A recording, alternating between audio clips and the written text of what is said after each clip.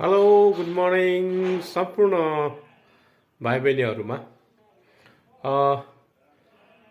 यस वर्षको 2081 सालको एफसी परीक्षा 7 गतेदेखि सुरु भएर सामान्यतर्फ 15 गते र प्राविधिकतर्फ 18 गते समाप्त भइसकेको छ।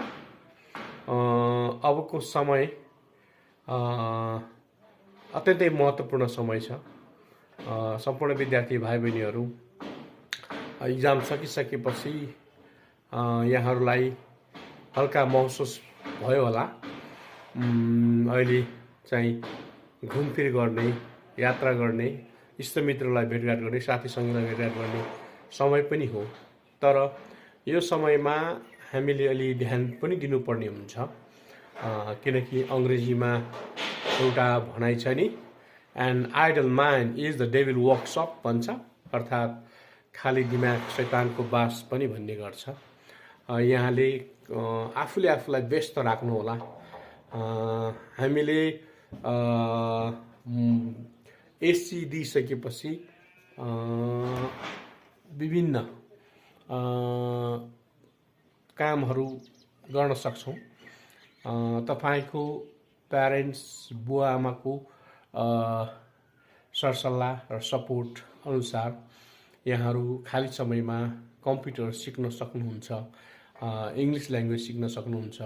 र मैले एससी राम्रो ग्रेडमा गर्न सक्छु र मैले भविष्यमा यो विषय त्यो विषय पढ्न चाहन्छु भन्नुहुन्छ भने आइएल्स टफेल्सहरू गर्न सक्नुहुन्छ। आफूले आफूलाई व्यस्त राख्नु जसरी भए पनि। र यदि आर्थिक अभावहरू छ भने पनि यहाँहरूले चिन्ता नलिनुहोस्।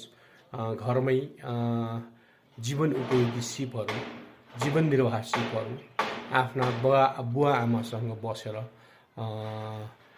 काम गर्नुहोस् है। पढे लेखेको मान्छेले काम गर्नु हुँदैन भन्ने गलत मान्यता छ, त्यसलाई तोड्नुपर्छ।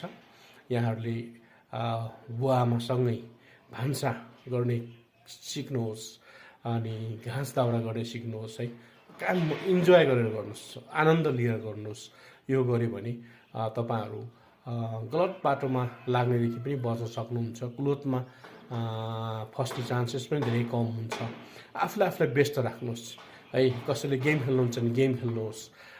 कसैले साहित्यमा रुचि छ भने कविता, गजल, मुक्तकहरू पढ्नुहोस्। कसैलाई गीतको चास छ भने गीतहरू गाउनुहोस्। आफूले आफूलाई व्यस्त राख्नुहोस्, किनभने खाली राख्नु हुँदैन। अघि पनि मैले भनेको थिएँ, खाली दिमाग शैतानको